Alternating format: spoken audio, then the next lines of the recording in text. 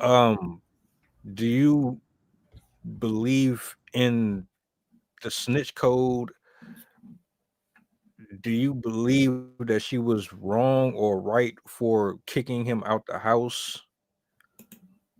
I know there's a lot of unpopular opinions about kicking your children out or calling the police on your child if they commit offenses.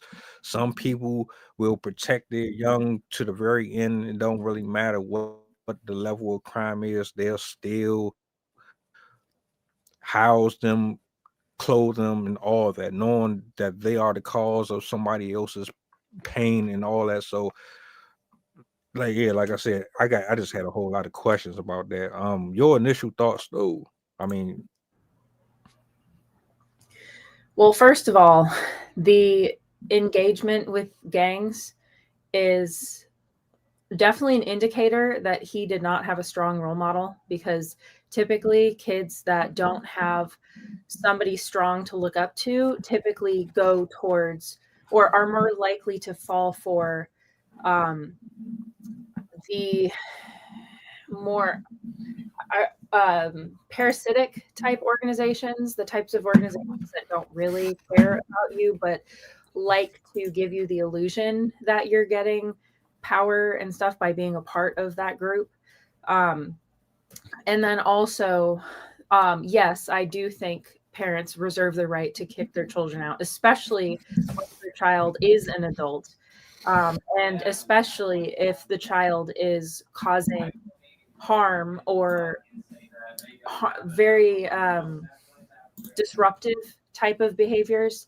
For example, if they start vandalizing the property, if they're doing drugs on the property, if they're like stealing the parent's car and like taking crashing or whatever.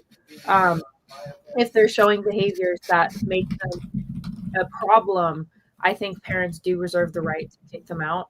Um, as a mother, I probably in that position would seek help for him rather than just kick him out of the house. But I would be like, look, you have to go to like this place and they're going to help you. You need to work on these behaviors. Like, this is unacceptable and you're not going to be able to be successful if you continue doing this stuff.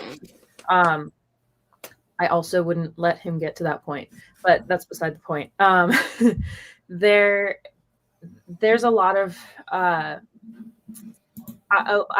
definitely support the mother and her actions, and I think it's extremely tragic that he was probably pressured or deluded somehow by the group he was with to commit these acts, and b that he likely doesn't have the mental development enough to recognize his his behaviors are basically going to become. I mean, maybe he did kind of have that idea, and maybe he was more of the type that like live hard, die young, or whatever the quote is, live fast, die young. Um, but yeah, he's definitely there's definitely something wrong with him for him to choose uh, that type of act. Like, that's very, very, very incredibly cruel, and it not not very many humans are capable of doing that, because it is um at least to take somebody's life. In that case, it's rare that people murder using arson. So,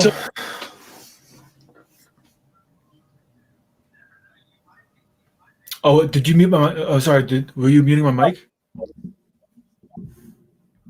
I unmuted. I unmuted Oh, because I okay. could hear you. I could hear you typing. Sorry. I'll mute myself from now on. I forgot to do that before. Um, yeah. So this this kind of thing is rather disturbing. I have to say. I do think it was a single parent home. I don't believe that there was a strong role model, and I don't believe that. Well, I do believe that because of that, there wasn't enough emotional guidance given to the child. It's impossible for one person to fulfill both roles. The expressive leadership that is directly talked about from the leading man And then the receptive leadership, which I will be covering in my following book, The Nurturing Woman. It's impossible for one person to do both roles. And in order for a child to be well adjusted, both influences need to be there in a child's life, especially a man's life, because he is going to grow up to become a future leader, to become a future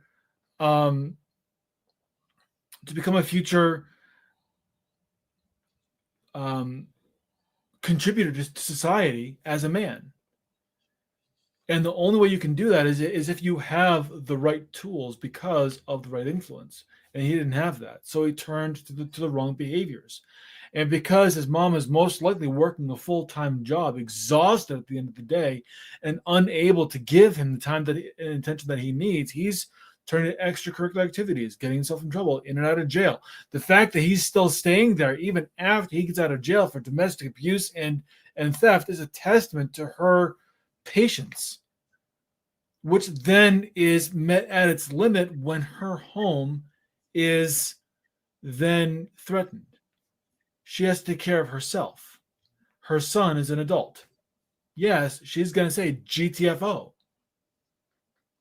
The fact that she was willing to cooperate with the police against her son, fantastic. The fact that she was open and honest and urged her son to do the same, fantastic. The fact that there were consequences for not doing the same for her son, fantastic. But this all could have been, if things had been different, if he had the support that he needed, things could have been different. But could they have really? Because they are what they are.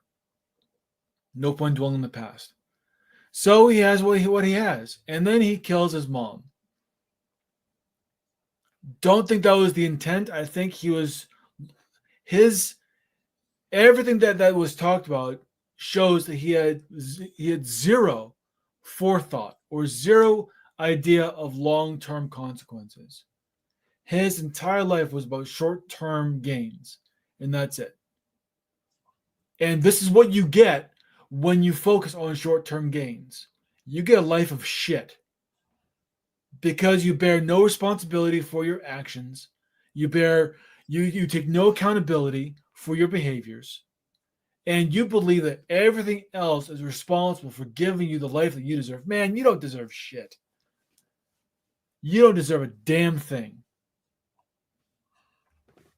And how dare you? Oh, I dare. I'll say it again. You don't deserve shit. You only deserve what you earn. No, life doesn't owe you anything. And if you can't get that, well then, as they say in Citizen Kane, we get what he gets today. That's the way he wants it, so he gets it. And he can't be mad. He created